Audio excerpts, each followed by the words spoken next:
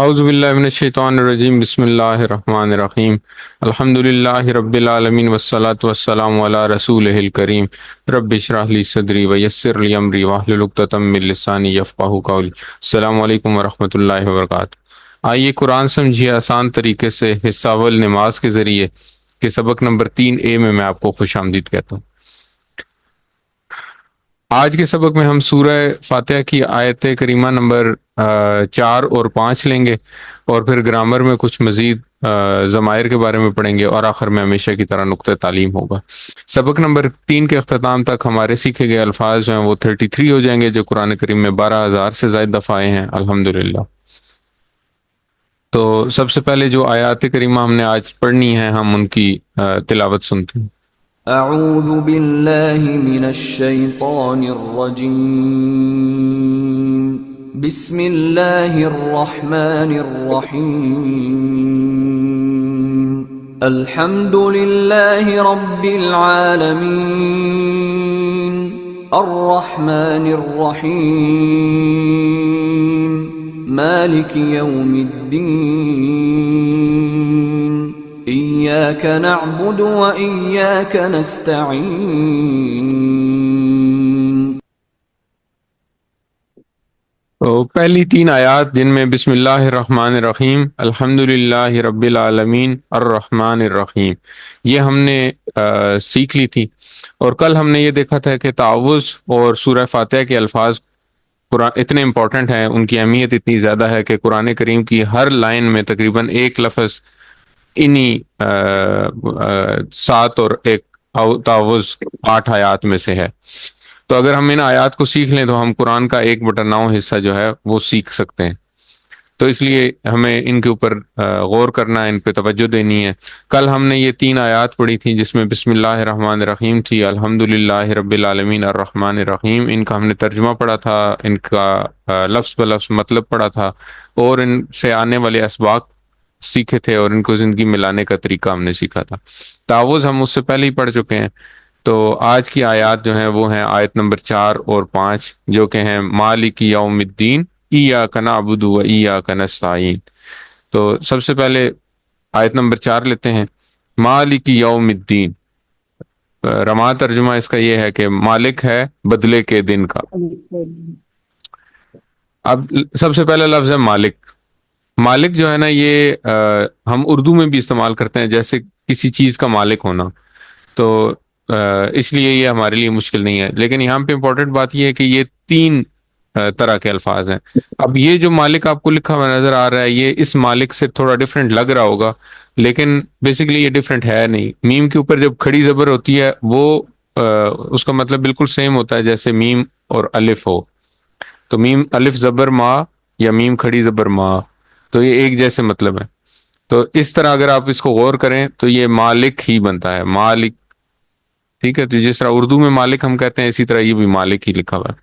اب یہ 3 الفاظ ہیں قرآن کریم میں جو اس طرح کے الفاظ استعمال ہوتے ہیں۔ ایک ہے یہ مالک، ایک ہوتا ہے جس میں میم کے اوپر زبر ہے اور لام کے نیچے زیر ہے، مالک، ملک، اور ایک آتا ہے میم کے اوپر زبر، لام کے اوپر زبر اور کاف، تو اس کو کہتے ہیں ملک۔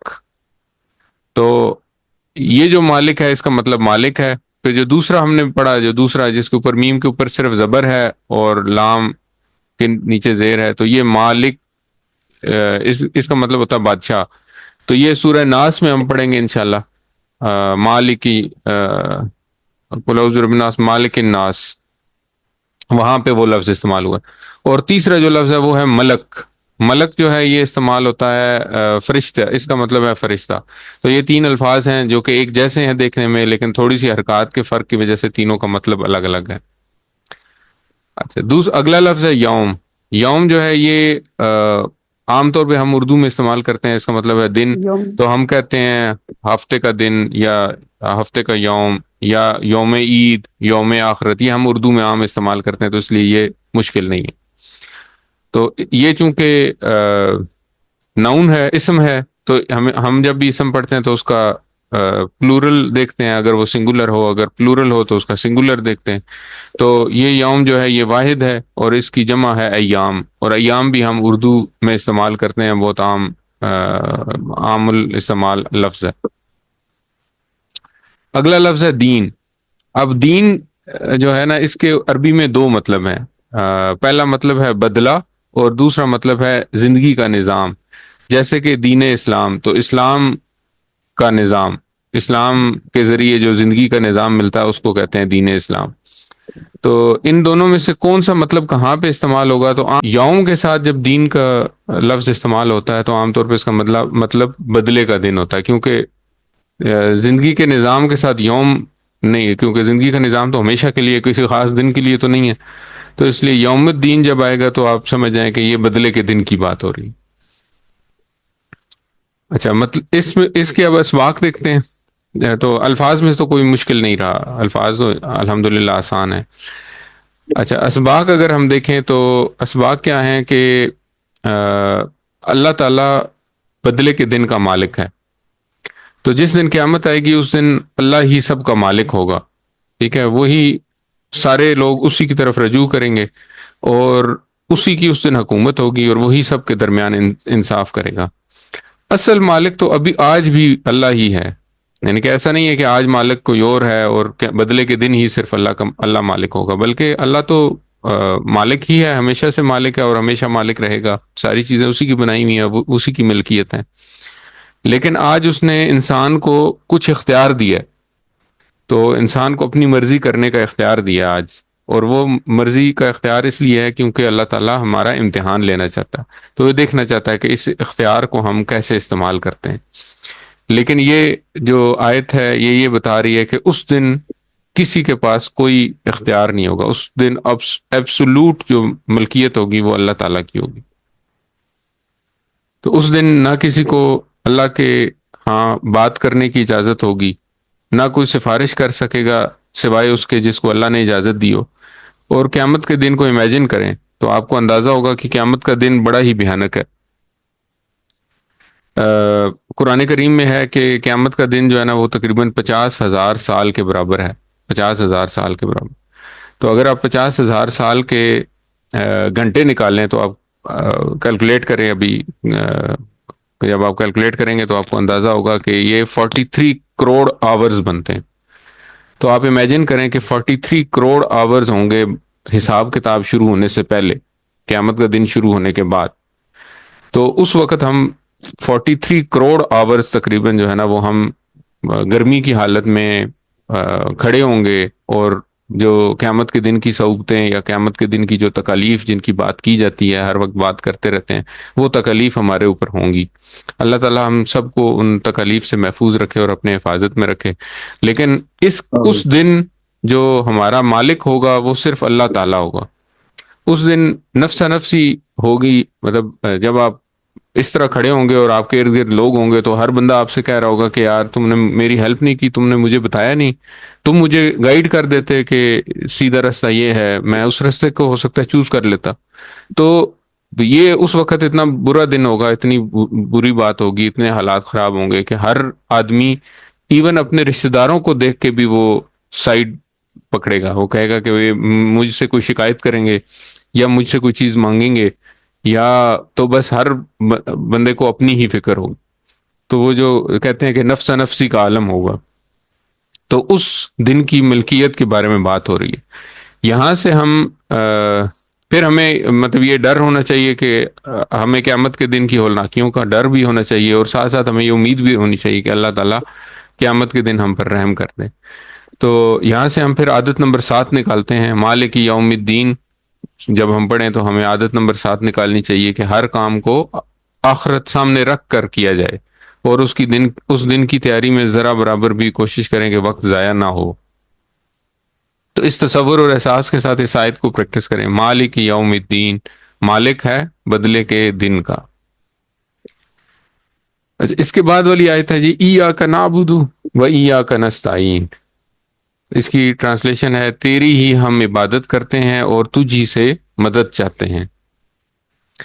ایاک، آج ہم نے جو گرامر کا حصہ پڑھنا ہے اس میں ہم نے ضمائر کے کچھ اور ٹکڑے پڑھنے ہیں جو کہ ہم نے پچھلی دفعہ پڑھے تھے، ان کے علاوہ ہیں، تو ان میں آج ہم پڑھیں گے کا کا مطلب ہوتا ہے تیری۔ اب تیری کا جو ہے کہ کسی جملے کے شروع میں نہیں آ سکتا، تو اس سے پہلے کوئی نہ کوئی ٹکڑا، کوئی لفظ آنا ضروری ہے۔ تو جب بھی جب کوئی ایسی سچویشن ہو کہ جب کوئی ٹکڑا موجود نہ ہو تو اس وقت یہ یا استعمال ہوگا۔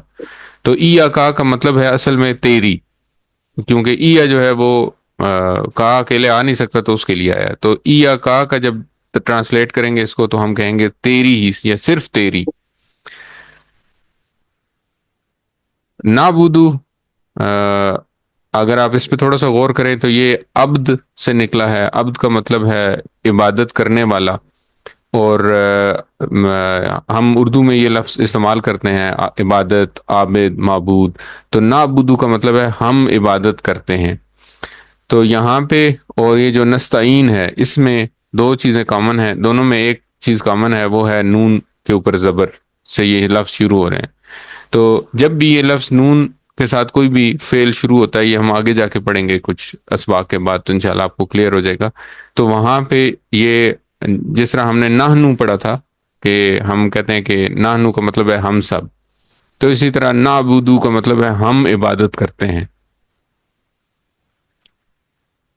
اچھا، عبادت کون کون سی عبادت ہوتی ہے؟ عبادات میں کیا کیا شامل ہے؟ عبادات میں نماز ہے، روزہ ہے، زکوٰۃ ہے، حج ہے۔ اس کے علاوہ دعوت دینا، کسی کو دعوت دینا، کسی کو نصیحت کرنا، اللہ تعالیٰ کی اطاعت میں کی کوشش کرنا، علم حاصل کرنا، حلال روزی کمانا، دوسروں کی خدمت کرنا، یہ ساری چیزیں اللہ تعالیٰ کے احکام ہیں، اللہ تعالیٰ کی طرف سے یہ کرنے کا حکم ہے۔ تو یہ ساری چیزیں عبادت میں شامل ہیں، لیکن ان میں سب سے پہلی چیز کیا ہے؟ نماز۔ اور نبی کریم صلی اللہ علیہ وسلم کی حدیث کے مطابق جس نے نماز چھوڑ دی اس نے دین کو چھوڑ دیا یا دین کو ڈھا دیا۔ تو یہ ساری عبادات جو ہیں یہ ہم کس کے لیے کرتے ہیں؟ ہم اللہ کے لیے کر رہے ہیں۔ ہم یہ عہد کر رہے ہیں یا ہم یہ دعویٰ کر رہے ہیں کہ اے اللہ ہم صرف تیری ہی عبادت کرتے ہیں۔ تو یہ اگر دیکھا جائے تو یہ بہت بڑا دعویٰ ہے، اور یہ ہم ہر نماز میں کرتے ہیں، بغیر اس ہمیں اس چیز کا احساس ہو یا نہ ہو، ہم یہ دعویٰ ہر نماز میں، ہر رکعت میں کر رہے ہیں۔ اچھا، پھر دوبارہ آ گیا وا ایا کا۔ وا کا مطلب ہم نے پہلے پڑھا تھا اور ایا کا صرف تیری ہی یا صرف تجھ سے ہی۔ نستعین، اردو میں ہم ایک لفظ استعمال کرتے ہیں استعانت۔ استعانت کا مطلب ہے مدد کرنا، ٹھیک ہے؟ تو استعانت، آنت، تعاون، معاون، یہ سارے ایک ہی جیسے الفاظ ہیں۔ ان میں اگر آپ دیکھیں تو ایک جیسے ہی روٹ لیٹرز کے بارے میں ہم پڑھیں گے تو ایک جیسے روٹ لیٹرز ہیں۔ اور نون، میں نے آپ کو بتایا تھا کہ نون جب کسی فعل کے شروع میں آتا ہے تو وہ نحنو کی طرح کا دیتا ہے، جو ابھی تک ہم نے پڑھے ہیں ضمائر جیسے پڑھے تھے ہم نے۔ تو جس طرح نحنو کا مطلب ہے کہ ہم سب، تو اسی طرح نعبدو کا مطلب ہے ہم عبادت کرتے ہیں، اور نستعینو کا مطلب ہے ہم مدد چاہتے ہیں۔ تو اس طرح استعانت سے ہم یاد رکھیں گے کہ مدد چاہنے کی بات ہو رہی ہے یا مدد کرنے کی بات ہو رہی ہے، اور نون سے مراد ہے کہ ہماری بات ہو رہی ہے۔ تو ہم تیری ہی ہم عبادت کرتے ہیں اور تجھی سے مدد چاہتے ہیں، ٹھیک ہے؟ تو دونوں جگہ جو شروع کا نا ہے وہ ہم کو ڈینوٹ کر رہا۔ اچھا، اب قرآن کریم میں اللہ تعالیٰ فرماتا ہے کہ میں نے جنوں اور انسانوں کو اپنی عبادت کے لیے پیدا کیا۔ تو یہاں پہ ہم اللہ تعالیٰ کو اللہ تعالیٰ کی طرف یہ بات منسوب کر رہے ہیں کہ اللہ ہم صرف تیری ہی عبادت کرتے ہیں، اور جب عبادت تیری ہی کرتے ہیں تو مدد بھی تیرے سے ہی چاہیں گے۔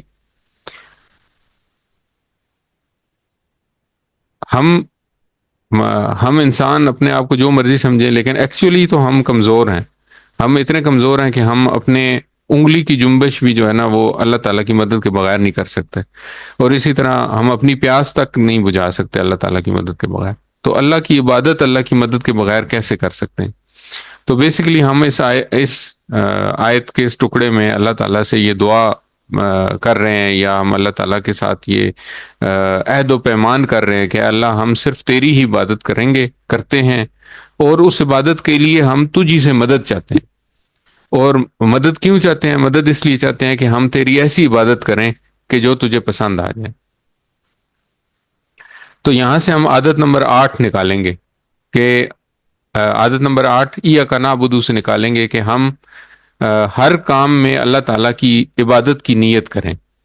کوئی بھی کام جب بھی شروع کریں تو اس میں یہ نیت ہو کہ یہ کام اگر ظاہر ہے وہ کام اگر خلاف شرع نہیں ہے، ہمارے دین کے خلاف نہیں ہے، تو وہ اللہ تعالیٰ کے حکم کے مطابق کریں، اللہ تعالیٰ کے نبی کی تعلیمات کے مطابق کریں، تاکہ وہ کام ہمارے لیے صرف کام نہ رہے بلکہ وہ عبادت بن جائے. اور ایاک نستعین سے ہم عادت نمبر 9 نکال دیں گے کہ ہر کام میں اللہ تعالیٰ کی مدد مانگنا. اور یہ مدد مانگیں گے کس طرح؟ جیسا کہ اللہ کے نبیوں نے اور ہمارے پیارے نبی کریم صلی اللہ علیہ وسلم نے اللہ تعالیٰ سے مدد مانگی. وہ کس طرح؟ دعاؤں سے. اللہ تعالیٰ کے نبی نے کچھ مسنون دعائیں سکھائیں ہم لوگوں کو، جو اللہ تعالیٰ کے نبی خود بھی مانگتے تھے اور انہوں نے ہمیں بھی سکھائیں کہ یہ دعائیں مانگیں. تو ان دعاؤں کے ذریعے ہم اللہ تعالیٰ سے مدد چاہیں گے. ٹھیک ہے، تو اس تصور اور احساس کے ساتھ کہ ہم اللہ تعالیٰ سے کیا عہد و پیمان کر رہے ہیں اور ہمیں کس طرح اس عہد و پیمان کو پھر پورا کرنا ہے، تو یہ اس آیت کی تلاوت کریں.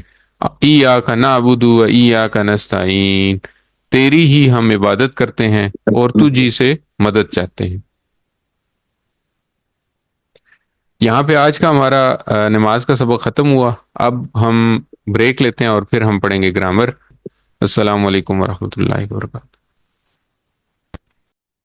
چلیں، اعوذ باللہ من الشیطان الرجیم، بسم اللہ الرحمن الرحیم، الحمد للہ رب العالمین والصلاۃ والسلام علی رسولہ الکریم، رب اشرح لی صدری ویسر لی امری واحلل عقدۃ من لسانی یفقہوا قولی. السلام علیکم ورحمۃ اللہ وبرکاتہ. سبق نمبر 3B، جس میں ہم گرامر پڑھتے ہیں. تو آج کے سبق میں ہم ضمائر کے کچھ ٹکڑے پڑھیں گے انشاءاللہ. آپ سارے سب کو میری آواز کلیئرلی آ رہی ہے؟ اب آواز میں کوئی مسئلہ تو نہیں ہے؟ جی سر، آ رہی ہے. چلیں، سارے مائکس آن کریں تاکہ ہم ٹی پی آئی کے کمپوننٹس کو پہلے یاد کریں کہ ٹی پی آئی کے کمپوننٹس کیا ہیں. تو میرے ساتھ پڑھیں: سنیے، دیکھیے، سوچیے، بولیے، سنیے، بتائیے، سوچیے، بولیے، بتائیے، دل سے کیجیے دل سے کیجیے اور مل کر کیجیے. ٹھیک ہے، تو یہ 7 کمپوننٹس ہیں جن کے ساتھ ہم گرامر سیکھ رہے ہیں. تو ہم نے اس جو پہلا لیسن تھا اس میں ہم نے کچھ الفاظ پڑھے تھے ضمائر. وہ اس کے بارے میں میں نے آپ کو بتایا تھا کہ یہ ڈیٹیچڈ پروناؤنز ہیں یا ضمائر منفضلہ کہتے ہیں ان کو. تو منفضلہ چونکہ مشکل لفظ ہے تو اس کو آسان لفظ یاد رکھنے کے لیے ڈیٹیچڈ پروناؤنز، یعنی کہ وہ پروناؤنز ہیں جو کہ جملے میں الگ سے آتے ہیں. تو آج ہم کچھ اور پروناؤنز پڑھیں گے یا کچھ اور ضمائر پڑھیں گے جو کہ اٹیچڈ پروناؤنز ہیں، یعنی کہ اردو میں ہم ان کو کہتے ہیں ضمائر متصلہ. تو یہ کسی اور اسم یا کسی اور فعل کے ساتھ یا کسی حرف کے ساتھ جڑ کے آتے ہیں. تو یہ جب یہ جڑ کے آئیں تو ان کا مطلب جو ہوتا ہے وہ سب کی بجائے اس کا، ان کا، آپ کا، میرا، آپ سب کا اور ہمارا، یہ مطلب ہوتا ہے. تو اردو میں بھی ہم ان الفاظ کو استعمال کرتے ہیں. تو یہ ٹکڑے جو ہیں یہ بڑے امپورٹنٹ ہیں. یہ 6 ٹکڑے ہیں جو قرآن کریم میں تقریباً 10,000 بار آئے. تو 10,000 بار یہ مختلف جگہوں پہ آپ کو نظر آئیں گے، مختلف چیزوں کے ساتھ جڑ کے نظر آئیں گے. تو مثال کے طور پر یہ ہم نے کوئی آیات لی ہیں، سورہ کہف کی پہلی 2 آیات ہیں. تو یہاں پہ آپ دیکھیں گے تو یہ آپ کو یہ ٹکڑے جگہ جگہ نظر آئیں گے. ٹھیک ہے، تو ان کی امپورٹنس اس طریقے سے آپ کو پتہ چلے گی کہ یہ تقریباً 9,000 ہم نے پڑھا تھا کہ قرآن کریم میں 9,000 سطور ہیں، اور 9,000 سطور میں یہ تقریباً 10,000 بار آئے، یعنی کہ ہر سطر میں ایک دفعہ آپ کو یہ نظر آئے گا کہیں نہ کہیں آن ایوریج، بلکہ کئی دفعہ زیادہ بھی نظر آئے گا کیونکہ یہ ایکسٹرا ہے، 9,000 سے زیادہ ہے. تو ان کو ٹی پی آئی کے ساتھ پورے شوق سے سیکھیں یہ جو ہمیشہ ان کو لیسن نمبر 3 میں پڑھایا جاتا ہے تاکہ آپ کے پاس آگے 5 دن ہو. جس طرح 5 دن آپ کے پاس پریکٹس کرنے کے لیے تھے جو ضمائر ہم نے پہلے پڑھے تھے، ہوا، ہم، انتا، انا، انتم، نحنو، تو اسی طرح یہ ٹکڑے بھی آپ نے اسی طرح 5 دن پریکٹس کر کے اچھی طرح یاد کرنے. تو ہم نے کل ایک لفظ پڑھا تھا رب. رب کا مطلب ہے پالنے والا. تو سب سے پہلے ہم ان ٹکڑوں کو سیکھیں گے اور پھر ان ٹکڑوں کو ان الفاظ کے ساتھ جوڑ کے پڑھیں گے. تو یہ ٹکڑے کیسے پڑھے جاتے ہیں؟ یہ ٹکڑے ایسے پڑھے جاتے ہیں: ہو اس کا، ہم ان سب کا آپ کا، یہ میرا، کم آپ سب کا، نحنو ہم سب کا یا ہمارا. تو میرے ساتھ پڑھیں: ہو اس کا، اس کا، ہم ان سب کا، ہم سب کا آپ کا، کا، یہ میرا، میرا، کم آپ سب کا، نہ ہم سب کا. سب کا، ہو اس کا، وہ اس کا، ہم ان سب کا، ہم ان سب کا آپ کا، کا، آپ کا، یہ میرا، میرا، کم آپ سب کا، نہ ہمارا. نہ ہمارا. نہ ہمارا. اچھا، اب ہم اردو ٹرانسلیشن جو ہے وہ اشارے آپ نے کیے ہیں ساتھ ساتھ، تو اشاروں پہ اردو ٹرانسلیشن جو ہے وہ اب ہمارے ذہن میں سیٹ ہو جائے گی اشاروں کے ساتھ ساتھ. تو اب ہم اردو ٹرانسلیشن نہیں پڑھیں گے، ہم صرف عربک پڑھنے کی کوشش کریں گے. ہو، ہم، وہ، ہم، کا، یہ، کم، نہ. ہو، ہم، کا، یہ، کم، نہ. ہو، ہم، بھائی شوق سے نہیں پڑھے یار، 12 لوگ ہیں یار، کچھ تو آواز آئے. ہو، ہم، کا، یہ، کم، نہ. اچھا، اب ہم ان الفاظ کو مختلف ٹکڑوں کے ساتھ جوڑتے ہیں. تو ہم نے پڑھا تھا رب، ٹھیک ہے. تو رب کا مطلب کیا ہے؟ پالنے والا. تو ہم نے اس کے بارے میں بات کی تھی. اپنے جسم میں دیکھیں، اپنے خلیے دیکھیں، کتنے خلیے ہیں آپ کو، کیا کیا ان کی ریکوائرمنٹ ہے، کب سے ان کو پالا جا رہا ہے. تو یہ پالنے والا کون ہے؟ رب. پھر اس کے بعد ہم نے بات کی تھی کہ اپنے ارد گرد دیکھیں، کتنے جہان ہیں، کتنی مخلوقات ہیں، ان سب کو پل پل پالنے والا جو رب ہے وہ اس رب کی بات کر رہے ہیں. تو جب رب کو ان ٹکڑوں کے ساتھ جوڑیں گے تو یہ اس طرح بنیں گے: رب ہو اس کا رب. میرے ساتھ پڑھیں: رب ہو اس کا رب، رب ہم ان سب کا رب، ربو کا آپ کا رب، ربی میرا رب، میرا، ربکم آپ سب کا رب، ربکم، اور ربنا ہمارا رب. ربنا ہمارا رب، ربہ اس کا رب، ربہ ربہم ان سب کا رب، ربہم ان سب کا ربو کا آپ کا رب، رب، ربی میرا رب، ربی میرا رب، ربکم آپ سب کا رب، ربکم ہم سب کا رب، ربنا ہم سب کا رب. ربنا ہم سب کا رب. تو ربو ہو کی بجائے کبھی کبھی ربی ہی بھی استعمال ہو جاتا ہے، کیونکہ یہ بولنے میں آسانی ہے. تو اس لیے پریشان نہیں ہونا کہ ربو ہو ہم نے پڑھا تھا، یہ تو ربی ہی آ گیا، یہ کوئی ڈفرینٹ لفظ ہے. بالکل سیم لفظ ہے، حرکات میں کبھی کبھی تبدیلی کرتے ہیں وہ اس لیے تاکہ بولنے میں آسانی ہو. اسی طرح ربو ہم کی بجائے ربی ہم بھی استعمال ہو سکتا ہے. یہ کوئی ڈفرینٹ ورڈ نہیں ہے، سیم الفاظ ہیں. اچھا، اب ہم بول چال میں اس کو سیکھتے ہیں. تو ایک لفظ ہے، اس کا مطلب ہے من. ٹھیک ہے، من ہم نے پہلے بھی پڑھا تھا. من ہوا، ہم نے پڑھا تھا من ہوا وہ کون ہے. تو اب ہم اگر کہیں گے من ربو ہو، تو اس کا کیا مطلب بنے گا؟ آپ کا رب اس کا رب کون ہے. من رب ہو، اشارہ اشارہ یاد رکھیں، اشارے کے ساتھ ساتھ اس کا رب کون ہے؟ اس کا رب کون ہے. تو اس کا جواب ہوگا رب ہو اللہ، یا رب اللہ، اس کا رب اللہ ہے. اچھا، پھر اگر سوال ہو من رب ہم، ان سب کا رب کون ہے؟ ان سب کا رب کون ہے، تو جواب ہوگا اللہ، ان سب رب کا ہم رب اللہ، اللہ ہے. ان سب کا رب اللہ. تو یہاں پہ جو امپورٹنٹ بات ہے وہ وہی ہے جو ہم نے پہلے پڑھی تھی کہ ہوا کا جواب ہوا سے آئے گا، ہم کا جواب ہم سے آئے گا. تو یہاں پہ ہو کا جواب ہو سے آئے گا، ہم کا جواب ہم سے آئے گا. کیونکہ اردو میں بھی ایسے ہوتا ہے، جب پوچھا جائے کہ اس کا رب کون ہے تو آپ کہیں گے اس کا رب اللہ ہے. اور جب پوچھا جائے ان سب کا رب کون ہے تو آپ کہیں گے ان سب کا رب اللہ ہے. لیکن جب ہم آپس میں ایک دوسرے کی بات کرتے ہیں تو ہم کہتے ہیں من ربو کا. ٹھیک ہے، آپ کا رب کون ہے، تو جواب ہوگا ربی اللہ.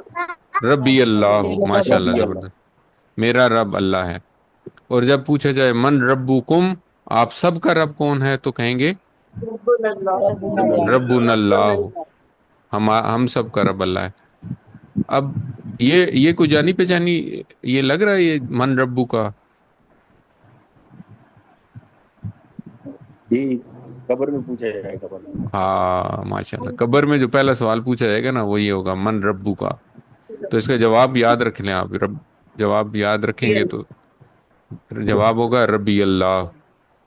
تو اس طرح نا یہ بول چال میں صرف جو سمجھنے والی بات ہے وہ یہ کہ ہو کا جواب ہو سے ہوگا، ہم کا جواب ہم سے ہوگا، کا جواب ی سے ہوگا، کم کا جواب نا سے ہوگا. یہ جگہ جگہ آئے گا تو انشاءاللہ یہ ہمیں آخر تک ازبر ہو جائے گا. اچھا، اب اسی طرح رب کی بجائے اگر ہم اس کو دین کے ساتھ یہی ٹکڑے جوڑیں تو کیا بنے گا؟ یہ بنے گا دین ہو، اس کا دین، اس کا دین، دین ہم، ان سب کا دین، ان سب کا دین. دین کا آپ کا دین، دینی میرا دین، دین حکم آپ سب کا دین، دیننا آپ سب کا دین. ہم سب کا دین. دین ٹھیک ہے، تو اشاروں کے ساتھ اس کو پہلے پریکٹس کرتے ہیں. دین ہو، دین ہم، دین کا دینی، کا دینی، دین حکم دیننا، دیننا، دین ہو، دین ہم، دین کا دینی، کا دینی، دینکم دیننا. دینکم دیننا. اور دین کا ہم نے مطلب آج ہی پڑھا تھا. دین کا کیا مطلب ہے؟ بدلا. بدلہ تو یہاں پہ نہیں ہوگا نا، اس کا بدلہ تو نہیں ہے نا. تو ہم نے جو دوسرا مطلب پڑھا تھا یہاں پہ وہ ہے نظام زندگی. تو یہاں پہ نظام زندگی مطلب ہے اس کا. تو کانٹیکسٹ سے آپ کو پتہ چلے گا. اب اس کا بدلہ تو نہیں ہے نا یہاں پہ، اس کا نظام زندگی اس کا کیا ہے. تو یہ بات عربی بول چال میں ہم پڑھتے ہیں تو جس طرح ہم نے من پڑھا تھا تو یہاں پہ ہوگا ماں کا کیا مطلب ہے کیا. اور قرآن کریم میں یہ تقریباً 2000 بار آیا ہے یہ لفظ. تو ماں کے بہت سارے مطلب ہیں، ایک مطلب ہے کیا. تو جب یہ کسی جملے کے شروع میں استعمال ہو اور وہ جملہ سوالیہ جملہ ہو تو وہاں پہ ماں کا مطلب ہوگا کیا. ٹھیک ہے، تو پوچھا جائے گا ماں دینو کا، کہاں پوچھا جائے گا؟ قبر میں. قبر میں دوسرا سوال ہوگا ماں دینو کا. ٹھیک ہے، تو ماں دینو کا جواب کیا ہے؟ دینی الاسلام. اسی طرح اگر پوچھا جائے ماں دین ہو، اس کا دین کیا ہے؟ دین ہو دین اسلام. دین ہو الاسلام. ماں دین ہم، دینہم الاسلام. ماں دینکم، ماں دینکم دینکم اسلام دیننا الاسلام. دینکم کا جواب دیننا سے آئے گا. ٹھیک ہے جی. جب اشارے کریں گے، جب تک آپ اشارے نہیں کریں گے آپ کو یہ لفظ کنفیوز ہوتے رہیں گے. آپ اشارے کریں گے، شرمائے نہیں، اشارے کریں، اشارے کریں گے تو یاد ہوں گے. دینکم کا جواب ہوگا دیننا. ما دینکم دیننا الاسلام. ٹھیک ہو گیا، یہ ہم نے پڑھ لیا. اچھا، اسی طرح اب یہ ٹکڑے جو ہے نا، یہ اور بھی چیزوں کے ساتھ، اور بھی اسما جو ہیں ان کے ساتھ جوڑ کے پریکٹس کر سکتے ہیں آپ. مثال کے طور پہ کتاب کے ساتھ جوڑیں. اگر کتاب کے ساتھ ان کو جوڑا جائے تو کیا بنے گے؟ کوئی ایک والنٹیئر بتا دے. کتاب ہوں، اس کی کتاب ہوں، اس کی کتاب. ٹھیک ہے. پھر کتاب ہوں، کتاب ہم، ان سب کی کتاب. کتاب کا آپ کی کتاب، بالکل کتابی ٹھیک. میری کتاب، کتابکم آپ سب کی کتابی کتاب، میری کتاب، کتابنا میری ہم کتاب، سب کی. ہماری کتاب. ٹھیک. تو اگر ہم اس کو کسی اور کے ساتھ، مثال کے طور پہ ہم اسم کے ساتھ اس کو جوڑیں، تو اسم کے ساتھ جوڑیں گے تو کیا بنے گا؟ اسمہ ہو، اس اسم کا ہو، نام، اس کا نام. ماشاءاللہ، ویری گڈ. اسمہم اسمہ اس کا نام، اسم ہم، ان سب کا نام. اسمہ ان کا نام، اسم کا آپ کا نام. اسمی میرا نام، اسمی میرا نام. میرا نام. اسمی میرا نام. اسمہ کا آپ کا نام، اسمنا ہمارا آپ نام. سب کا نام. ہمارا نام. ماشاءاللہ، زبردست. تو اس طرح کر کے نا اس کو مختلف چیزوں کے ساتھ جوڑ پریکٹس کی جا سکتی ہے. فار ایگزامپل قلم کے ساتھ اگر جوڑیں تو قلم کے ساتھ کیا بنے گا؟ کلمہ قلم ہو، اس کا قلم. قلم ہم، ان سب کا قلم. اسمہ کا آپ کا قلم، میرا قلم، میرا قلم، آپ سب کا قلم، قلمنا ہمارا قلم. زبردست. تو اب ہم نے نا اس کو مختلف اسموں کے ساتھ جوڑ کے پریکٹس بھی کرنی ہے، اور قرآن کریم میں ہم نے جب بھی تلاوت کرنی ہے تو ہم نے ان ٹکڑوں کو ڈھونڈنا ہے. بلکہ یہ ہم ایسے کرتے ہیں کہ ہم اپنا ایک ہوم ورک رکھتے ہیں. ہم ایسے کریں گے کہ کل ہم جو بھی قرآن کا صفحہ تلاوت کریں اس میں مارک کریں گے یہ ٹکڑے. ٹھیک ہے. تو مارک کر کے مطلب آپ پی ڈی ایف کے اوپر آپ ان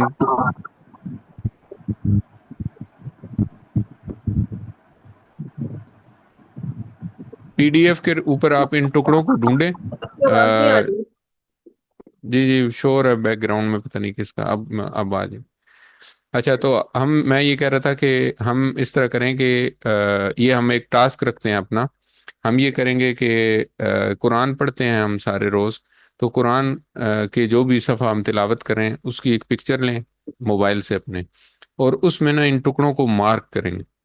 تو جہاں جہاں ہمیں یہ ٹکڑے نظر آئیں گے وہاں پہ صفحے میں، جو بھی ہمارا تلاوت کا صفحہ ہے اس میں جہاں جہاں ہمیں یہ ٹکڑے نظر آئیں گے ہم ان کو مارک کریں گے، اور مارک کر کے ہم جو ڈسکشن والا گروپ ہے اس پہ شیئر کریں گے، تاکہ ہمیں پتہ چلے کہ یہ قرآن کریم میں کتنے زیادہ ہیں یہ ٹکڑے. ٹھیک ہے جی. تو اس طرح آج کا ہمارا سبق ختم ہوا ہے. بہت انٹرسٹنگ سبق تھا آج کا. کتاب ہو، کتاب ہم، کتابو کا، کتابی، کتابکم، کتابنا. تو اس طرح مختلف اسموں کے ساتھ ان کو جوڑ سکتے ہیں. تو آج کا نقطہ تعلیم یہ ہے کہ دماغ کیسے کام کرتا ہے. ہم نے پڑھا تھا کہ دماغ میں کروڑوں خلیے ہیں. ہم نے پڑھا تھا دماغ میں 10,000 کروڑ خلیے ہیں. تو وہ خلیے کیسے کام کرتے ہیں؟ اب آپ کہیں کہ بھئی اگر ہر کسی کے پاس 10,000 خلیے ہیں، 10,000 کروڑ خلیے ہیں، تو ہر کسی کا پوٹینشیل فرق کیوں ہے؟ ایسا کیوں ہے کہ کچھ لوگوں کا دماغ بہت تیز ہوتا ہے اور کچھ لوگوں کا دماغ سلو ہوتا ہے؟ کچھ لوگ مشکل ان کو ہوتی ہے کوئی چیز یاد کرنے میں، کچھ لوگوں کا دماغ جو ہے وہ تیزی سے کوئی چیز یاد کر لیتا ہے. ایسا کیوں ہے؟ تو اصل میں یہ اس وجہ سے ہے کہ ایسا نہیں ہے کہ جس طرح کمپیوٹر ہوتا ہے کہ اس میں میموری کی بائٹس ہیں اور ہر بائٹ میں ایک ڈیٹا سیو ہونا ہے، اس طرح دماغ ہمارا اس طرح کام نہیں کرتا. ایسا نہیں ہے کہ ایک خلیے میں ایک بات محفوظ ہوتی ہے، تو ہمارے اگر 10,000 کروڑ خلیے ہیں تو ہم 10,000 کروڑ باتیں یاد کر سکتے ہیں. بلکہ یہ سارے خلیے ایک دوسرے سے کنیکٹڈ ہیں. اور ایک دوسرے کی مدد کرتے ہیں کوئی بھی چیز یاد کرنے میں. اور جتنا زیادہ ہمارا یہ دماغ ٹرین ہوتا ہے اس چیز کو مختلف خلیوں کو استعمال کر کے یاد رکھنے میں، مختلف سینٹرز دماغ کے اندر مختلف سینٹرز ہیں، ان سب کو ملا کے جب ایک چیز یاد کرنے کی کوشش کرتے ہیں تو وہ زیادہ آسانی سے یاد ہوتی ہے. کچھ لوگوں کا دماغ اس میں بہت اچھا ٹرینڈ ہوتا ہے تو وہ جلدی یاد کر لیتے ہیں. کچھ لوگوں کی بہت فوٹوجینک میموری ہوتی ہے، وہ دیکھتے ہیں بولتے ہیں ایک دفعہ اور ان کو وہ چیز یاد ہو جاتی ہے. اور کچھ لوگ جو ہیں وہ ان کو تھوڑی سٹرگل کرنی پڑتی ہے کوئی چیز یاد کرنے کے لیے. تو اس کو ہم کیسے امپروو کر سکتے ہیں؟ ہم اس کو سمجھنے کی کوشش کرتے ہیں کہ یہ کس طرح کام کرتا ہے. مثال کے طور پہ ایک لفظ لیں، فیل. عربی کا ایک لفظ ہے فا یا لام. اس کا کیا مطلب ہے؟ یہ تو پتہ ہی ہوگا آپ لوگوں کو. ہاتھی. ہاتھی. ہاں تو ایک بہت ہاتھی. مشہور صورت ہے جو کہ مطلب چھوٹی صورت ہے، سورہ فیل. اس میں ہاتھی کا ذکر ہے، تو وہاں سے آپ کو یاد رہتا ہے کہ یہ فیل کا مطلب ہاتھی ہے. اب اگر ہم نے اس لفظ کو یاد کرنا ہو کسی شخص نے کہ فیل کا مطلب ہاتھی ہے تو وہ کیا کرے گا؟ وہ مختلف چیزیں، مختلف جو اس دماغ کے مختلف سینٹرز کو استعمال کرنے کی کوشش کرے گا. جتنے زیادہ سینٹرز کو استعمال کرے گا اتنا زیادہ اچھا یاد کرے گا. وہ اس کا کچھ کانٹیکسٹ ہوگا اس بات کا. مثال کے طور پہ جیسے میں نے آپ کو بات بتائی کہ فیل جو ہے وہ سورہ فیل کے اندر استعمال ہوا ہے، تو یہ اس کا کانٹیکسٹ ہو گیا. پھر اس کے بعد آپ کو اگر ساؤنڈ سنا دی جائے، جیسے میں بول رہا ہوں اور آپ سن رہے ہیں، تو آپ کو پتہ چلا کہ یہ فیل اس کو کہتے ہیں. اس کے بعد اس کی پروننسیشن آپ خود دہرائیں. پھر اس کے بعد اس کے اسپیلنگز آپ کو نظر آئے ہیں کہ فا یا لام. ٹھیک ہے. اس کو لکھا کیسے جاتا ہے یہ آپ کو نظر آئے. یا اگر آپ کو ہاتھی کی کوئی پکچر دکھا دی جائے، اگر آپ نے بچپن میں کوئی چڑیا گھر میں کبھی آپ گئے ہوں اور وہاں پہ آپ نے ہاتھی کو دیکھا ہو، آپ کی اس کے ساتھ کوئی میموریز وابستہ ہوں. سورہ فیل میں جو ہاتھی کے بارے میں سٹوری ہے، ہاتھیوں کا گروپ تھا، وہ لشکر تھا ایک، ابرہا لے کے وہ لشکر آیا حملہ کرنے کے لیے، وہ بتا دی جائے. کچھ چیزیں ایسی ہوتی ہیں جو کہ اسمیل کے ساتھ ریلیٹڈ ہوتی ہیں. جیسے مثال کے طور پہ کچھ ایسی خوشبوئیں ہوتی ہیں جو آپ خوشبو جیسی آپ سونگتے ہیں تو آپ کو کوئی نہ کوئی میموری، کوئی نہ کوئی چیز یاد آ جاتی ہے. اس کے اوپر اگر آپ کو کوئی پکچر دکھا دی جائے، ہاتھی کی پکچر دکھا دی جائے، جیسے مطلب بجائے اس کے کہ آپ کنسیپٹ بناتے رہیں کہ ایک ہاتھی نما ایک جانور ہوتا ہے بہت بڑا سارا، اگر آپ کو پکچر دکھا دی جائے، اور اس سے بھی بڑی بات یہ ہے کہ اگر آپ کو وہ مووی دکھا دی جائے، کچھ مثال کے طور پہ آپ کو اس طرح ہاتھی چلتا ہوا دکھا دیا جائے، تو یہ ساری چیزیں جو ہیں یہ ساری مل کے آپ کو وہ چیز یاد رکھنے میں مدد دیں گی. تو اگر آپ غور کریں تو ہم بیسیکلی جو ٹی پی آئی میں کام کر رہے ہیں کہ ہم سب سے پہلے آج مثال کے طور پہ آج ہم نے 6 ٹکڑے پڑھے، تو سب سے پہلے ہم نے ان ٹکڑوں کو دیکھا. ٹھیک ہے. تو وہ ہمیں نظر آئے. پھر ہم نے ان ٹکڑوں کے اوپر غور کیا تو وہ ہو، ہم، کا، یہ، کم، نا. پھر ہم نے اس کو اردو کے ساتھ کو ریلیٹ کیا، اردو ٹرانسلیشن کے ساتھ کو ریلیٹ کیا. پھر ہم نے اس کو اشاروں کے ساتھ پڑھا. پھر ہم ساروں نے مل کے پڑھا، اس کو ریوائز کیا. میں نے آپ کو بتایا، آپ نے سنا، آواز گئی آپ کے ذہن میں. پھر ہم نے مختلف اسما کے ساتھ ان کو جوڑ کے پڑھا. تو یہ بیسیکلی ٹی پی آئی، یہی اسی چیز کا نام ٹی پی آئی ہے. ٹی پی آئی میں ہم دماغ کے مختلف سینٹرز پہ ایک ہی چیز یاد کرنے کی کوشش کرتے ہیں، اور اس کے ساتھ ہم اشاروں کے ساتھ، یہ جو ویڈیو آپ دیکھ رہے ہیں اس پکچر کے ساتھ، اس مووی کے ساتھ، اس کو ریلیٹ کرنے کی کوشش کرتے ہیں اور اس کو اپنی لانگ ٹرم میموری میں لے کے جانے کی کوشش کرتے ہیں. اب لانگ ٹرم میموری میں کیسے جائے گا یہ ہم آگے اگلے اسباق میں جو نقطہ تعلیم ہوگا اس میں انشاءاللہ سیکھیں گے. تو یہاں پہ آج کا سبق ختم ہوا الحمدللہ. سبق نمبر 3 کے اختتام پر ہمارے سیکھے گئے الفاظ کی تعداد 33 ہو گئی ہے، جو قرآن کریم میں 12,000 سے زائد دفعہ ہیں. یاد رکھیے قرآن کریم میں 4,500 الفاظ ہیں جو تقریباً 78,000 بار آئے ہیں. 7 ہوم ورک یاد رکھیں، 2 تلاوت کے، 5 منٹ آپ نے قرآن مجید سے پڑھنا ہے. اور آج اس ہفتے کا خاص کام یہ ہے کہ جب بھی اگلی ہم ریسائٹیشن کریں، تلاوت کریں، تو اس میں ہم نے یہ 6 ٹکڑے ڈھونڈنے ہیں اور ان کو مارک کر کے انشاءاللہ ہم گروپ پہ شیئر کریں گے. 5 منٹ حافظے سے پڑھیں، اور اس میں بھی آپ جو ہم نے الفاظ ابھی تک سیکھ لیے ہیں 33 الفاظ، ان کو ڈھونڈنے کی کوشش کریں. 2 پڑھنے کے کام ہے، ایک کتاب سے اور ایک ووکیبلری کارڈ سے. اور اس کے علاوہ دو کرنے والے کام ہیں. ایک آپ کو کوئز شیئر کر دیا جائے گا اس ہفتے کا، وہ آپ نے اس ویک میں کمپلیٹ کرنا ہے. اور ایک آپ کو جو ورک بک ہے اس کے اوپر لیسن نمبر 2 اور 3 کے دونوں گرامر کا part 2A 2B 3A 3B complete کریں گے انشاءاللہ. اس کورس کے قواعد کو سن سکتے ہیں، یوٹیوب ریکارڈنگ آپ کو شیئر کر دی جائے گی. اپنے ساتھیوں سے گروپ کے اوپر کورس کی باتیں کریں اور نماز میں مختلف صورتوں کی تلاوت کریں. یاد رکھیے اللہ تعالیٰ نے آپ کو منتخب کیا ہے قرآن سیکھنے کے لیے. اللہ تعالیٰ نے آپ کو انتخاب کیا ہے، اس انتخاب کو نظر انداز مت کریں. اپنے لیے دعا کریں، رب زدنی علما، اے اللہ میرے علم میں اضافہ فرما. اور اپنے ساتھیوں کے لیے دعا کریں، اے اللہ قرآن کی کلاس میں قرآن کو سیکھنے میں ہماری مدد فرما. ووکیبلری کارڈ اپنے ساتھ رکھیں، اور سبق نمبر 1 سے لے کے آج سبق نمبر 3 ہو گیا ہے، تو اس کے جو ووکیبلری کے الفاظ ہیں ان کو وہاں سے ریوائز کریں تاکہ آپ کو یہ اچھی طرح یاد ہو جائیں. اور ٹیچر بنیے. جو کچھ ہم نے سیکھا ہے اس کو سکھانا آسان ہے، اس میں کوئی مشکل نہیں ہے. یہ وہی 6 ٹکڑے جو کل ہم نے، وہی 6 اشارے جو لاسٹ ویک ہم نے پڑھے تھے، ہوا، ہم، انتا، انا، انتم، نانو، ان کے بجائے اب ہم نے 6 ٹکڑے اور پڑھے ہیں، ہو، ہم، کا، یی، کم، نا. تو یہ اپنے ارد گرد اپنے فیملی، اپنے فرینڈز کو سکھائیے. تو اس کو سکھانے کا سب سے بڑا فائدہ آپ کو ہوگا، آپ خود اچھا سیکھیں گے، آپ کو یاد ہو جائے گا. اور بعد میں اگر کسی ون کی ٹریننگ چاہیے ہوگی تو انشاءاللہ وہ بھی ملے گی. اللہ تعالیٰ سے دعا ہے کہ وہ ہمیں قرآن پڑھنے، سمجھنے، غور کرنے، یاد کرنے، عمل کرنے اور پھیلانے کی توفیق عطا فرمائے. سبحان اللہ و بحمدہ، سبحانک اللہم و بحمدک، نشہد ان لا الہ الا انت، نستغفرک و نتوب الیک. السلام علیکم ورحمۃ اللہ وبرکاتہ.